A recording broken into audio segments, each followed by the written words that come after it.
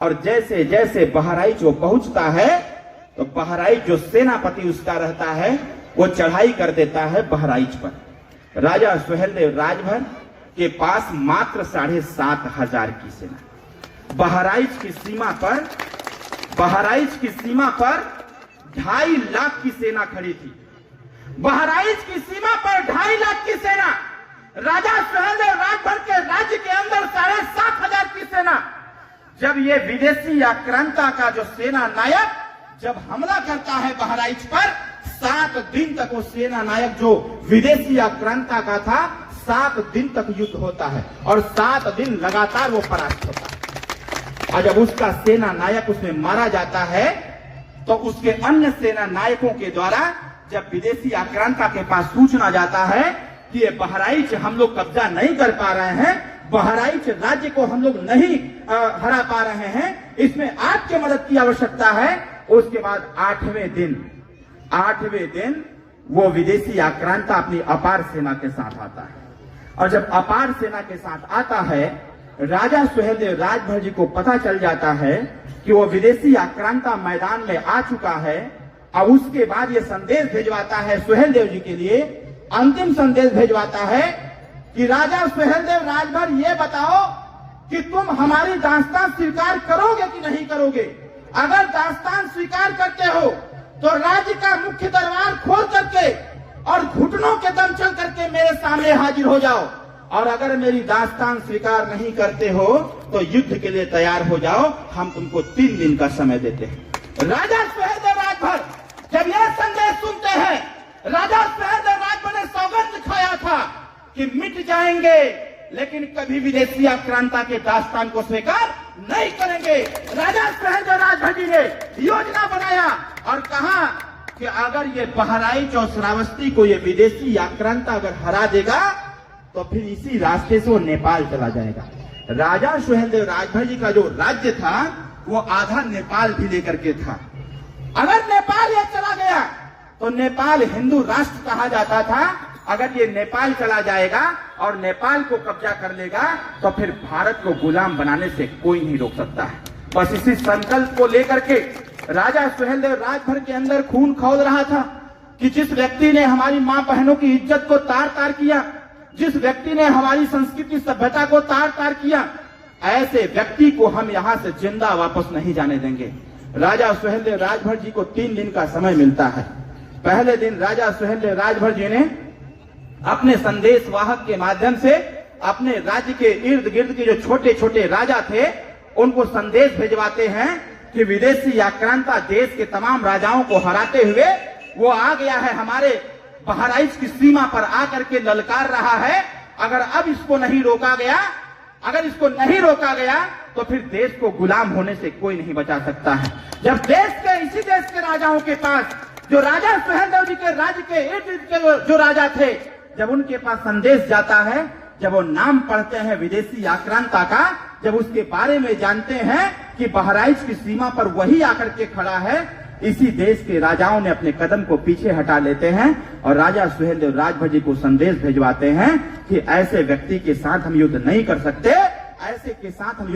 सकते, क्योंकि उसके पास अपार सेना है। हम पराजय स्वीकार कर लेंगे लेकिन युद्ध की क्षमता हमारे अंदर नहीं है। राजा सुहेलदेव राजभर जी परेशान हो जाते हैं। वो सोचते हैं कि अब क्या उपाय निकाला जाए। उनके महामंत्रियों के द्वारा बताया जाता है कि राजा सुहेलदेव राजभर जी घबराने की आवश्यकता नहीं है, अगर हमारे हौसले मजबूत हैं तो हम कोई भी जंग जीत सकते हैं। उनके सुझाव देने वाले सिपा सलाहकारों ने बताया, अगर कोई राजा आपका साथ नहीं दे रहा है तो आपके राज्य के इर्द गिर्द रहने वाले जंगलों में जो कबीलों के सरदार हैं उनसे बात करने की आवश्यकता है। कबीले जो 21 कबीलों के सरदार थे, उन सरदारों को राज दरबार में आमंत्रित किया गया। उन कबीलों के सरदार राज दरबार में आए और राज दरबार में आकर के राजा सुहेलदेव राजभर जी के प्रस्ताव को जब सुनते हैं, देखते हैं, पढ़ते हैं और जब समझने का प्रयास करते हैं तो राजा सुहेलदेव राजभर जी को वचनबद्ध करते हैं कि राजभर साहब, कोई आपका साथ दे चाहे मत दे, लेकिन हमारे कबीलों की टीम, हमारे कबीलों की सेना आपके साथ चट्टान की तरह खड़ी रहेगी साथियों। और 21 कबीलों के सरदार को लेकर के राजा सुहेलदेव राजभर जी नानपारा के मैदान में खड़े हो जाते हैं। आप कल्पना करिएगा, इनका नाम इतना बड़ा क्यों है? आखिर इनको देश के सभी नेता क्यों पूजना चालू कर दिए, इनसे प्रेरणा क्यों ले रहे हैं, इसी बात को समझने की आवश्यकता है। 21 कबीलों को मिला करके मात्र 5000 सेना हो पा रही थी राजा सुहेलदेव राजभर जी के पास, और राजा सुहेलदेव राजभर जी की जो सेना थी वो 7500 की सेना, दोनों सेना मिलाकर के 12500 की सेना, और 12500 की सेना को लेकर के नानपारा के मैदान में राजा सुहेलदेव राजभर जी उतर जाते हैं। जब उनकी सेना नानपारा के मैदान में उतरती है, जब उनकी सेना देखती है आगे 2.5 लाख की सेना खड़ी है विदेशी आक्रांता का, राजा सुहेलदेव राजभर की सेना का दिल दहल जाता है कि कैसे इससे युद्ध किया जाएगा। वो कदम पीछे हटाने लगते हैं। तब तक राजा सुहेलदेव राजभर मैदान से ही ललकारते हैं कि जिस सैनिक का खून न खौले खून नहीं वो पानी है। जैसे ही ललकारते हैं और कहते हैं कि रणचंडी का स्वरूप पकड़ करके तुम्हारे सामने खड़ा हुआ जो ये सेना है, इसमें वो गद्दार हैं जिन्हें तुम्हारी मां बहनों के साथ इज्जत उतारने का काम किया था, जिन्होंने तुम्हारी मां बहनों को का सर कलम किया था, बच्चों का सर कलम किया था। ऐसे एक एक लोगों का सर कलम करके इनको गाजर मूली की तरह काटने की आवश्यकता है। जैसे ही राजा सुहेलदेव राजभर मैदान में ललकारते हैं, इनकी सेना काल की तरह साथियों विदेशी आक्रांता पर टूट पड़ती है। किसी इतिहासकारों ने इनके इतिहास को नहीं लिखा, और ये युद्ध लगातार 22.5 दिन तक चलता है। और 22.5 दिन के युद्ध के बीच में यही के कुछ राजाओं ने षड्यंत्र बनाया, योजना बनाया कि अगर ये राजा सुहेलदेव राजभर जीत गए इस युद्ध में, जिस प्रकार से सुहेलदेव जी की सेना अपने विदेशी आक्रांताओं पर टूट पड़ी थी, एक एक सेना एक एक सैनिक 100 लोगों का सर कलम एक एक बार में जब करते थे, ये पूरा घनघोर महायुद्ध देख करके इस देश के राजा दहल चुके थे कि ये 22 साल का लड़का कैसे युद्ध लड़ रहा है। और एक तरफ सुहेलदेव जी की सेना, दूसरी तरफ विदेशी आक्रांता की सेना, 2.5 लाख की सेना कम होने लगी थी। और ऐसा समय आया कि 22 दिन के युद्ध के बीच में 13वें दिन का युद्ध था। ये 13वें दिन का युद्ध, ये बात बताने की आवश्यकता है। बहुत सारे लोग जानते होंगे कि हम हिंदू लोग गाय को क्यों नहीं मारते हैं। इसके पीछे भी यही कारण है। 13वें दिन विदेशी आक्रांता की सेना आधे से भी कम हो गया था। उन्होंने कहा कि अब कौन सी योजना बनाई जाए जिससे कि इस युद्ध को जीता जा सके। यहीं के कुछ लोगों ने योजना बनाया कि विदेशी आक्रांता की तरफ से योजना बनी कि सामने जो सेना है वो ईश्वर के पुजारी हैं, वो हिंदू धर्म पर आस्था रखते हैं, सनातन धर्म को मानते हैं, और इसमें सबसे बड़ी मान्यता है गाय की। अगर गाय की सेना लेकर के हम लोग युद्ध के मैदान में आ जाएंगे तो सामने खड़ी हुई सुहेलदेव की सेना विवश हो जाएगी और वो कभी भी गाय पर वार नहीं करेगा। 13वें दिन जब गाय की सेना का झुंड तैयार हो रहा था तो गुप्तचरों के माध्यम से सुहेलदेव जी तक सूचना जाता है कि अगले दिन युद्ध में गाय की सेना आएगी, अब उससे कैसे निपटा जाएगा। राजा सुहेलदेव राजभर जी ने अपने जो सीपा सलाहकार थे, जो 21 कबीले के साथी थे, उन लोगों से पूछा गया कि इसका क्या उपाय निकाला जाए। क्योंकि वो कबीले जंगल में विचरण किया करते थे, तो उनको पता था कि शेर को कैसे भगाना है, हाथी को कैसे भगाना है, गाय को कैसे भगाना है, ये सारी चीजें उनको पता था। उन लोगों ने राजा साहब को बोला कि आपको चिंता करने की आवश्यकता नहीं है, कल के युद्ध के मैदान में दिखेगा। और रणनीति बनाई गई कि जंगलों से सूअर को पकड़ के लाया जाएगा और अपनी सेना के पीछे खड़ा किया जाएगा। उसकी सेना, गाय की सेना आगे रहेगी, और जैसे ही गाय की सेना चलेगी हमारी सेना हट जाएगी और सूअर की झुंड खदेड़ दिया जाएगा और सूअर को देख करके गाय हट जाएगी। और उसी दिन राजा सुहेलदेव राजभर ने 13वें दिन शब्द भेदी बाण का ज्ञान जो लिया हुआ था उसी दिन प्रयोग किया था। साथियों, उस युद्ध के 22 दिन के युद्ध में 13वें दिन उन्होंने शब्द भेदी बाण चलाने का प्रयोग किया था। और राजा सुहेलदेव राजभर जी ने संकल्प लिया, तीर लगाकर कमान पर, कि ये एक तीर चलाऊंगा और इस तीर से आज का युद्ध समाप्त हो जाना चाहिए।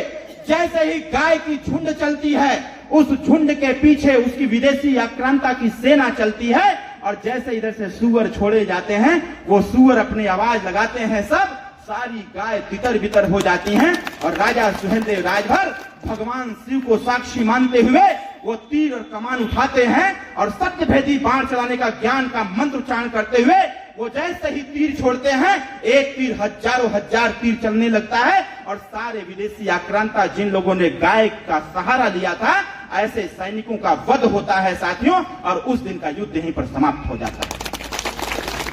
राजा सुहेलदेव राजभर के 22 दिन के युद्ध में सिर्फ एक दिन उन्होंने युद्ध पराजित होते हुए एक दिन पराजित हुए थे, बाकी 21 दिन राजा सुहेलदेव राजभर जी युद्ध जीतते रहे। और 21 दिन के युद्ध के बाद जब 22वें दिन का युद्ध हुआ, जब 22वें दिन का युद्ध हुआ तो 22वें दिन उस विदेशी आक्रांता के पीछे कोई नहीं खड़ा था साथियों। उनको सुबह सूर्य उदय होने के 2 घंटे बाद ही राजा सुहेलदेव राजभर जी के सैनिकों ने काल बन करके उस विदेशी आक्रांता को अकेले मैदान में खड़ा कर दिया। और जब देखा कि उसके आगे पीछे कोई नहीं है, आपको मैं स्मरण कराना चाहता हूं, आप शोले पिक्चर देखे होंगे। शोले पिक्चर देखे हैं? शोले पिक्चर में जेल में एक डायलॉग होता है। उस जेलर को पता चलता है एक लोगों के माध्यम से कि जेल में सुरंग खोद दिया गया है या पिस्टल आ गया है। अब वो अपनी सेना लेकर के जाता है तो कहता है कि आधी सेना इधर चले जाओ, आधी सेना इधर चले जाओ, बाकी जो बचे हो हमारे पीछे चले आओ। बस यही नौबत उस दिन थी। 22वें दिन का वो युद्ध आधा पहर का युद्ध था। 22वें दिन के युद्ध में 2 घंटे के अंदर राजा सुहेलदेव जी की जो काल बनी सेना थी, उस सेना ने उस विदेशी आक्रांता को अकेले मैदान में खड़ा कर दिया।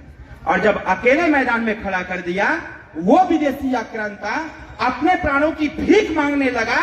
इधर वो भीख मांग रहा था और इधर राजा सुहेलदेव राजभर का खून खौल रहा था कि कब हम अपने 80 किलो की तलवार उठावे और ऐसे विदेशी आक्रांता को रण के मैदान में ही बीचों बीच चीर करके पूरी दुनिया को संदेश दे दे कि भारत देश पर किसी की दाल गलने वाली नहीं है।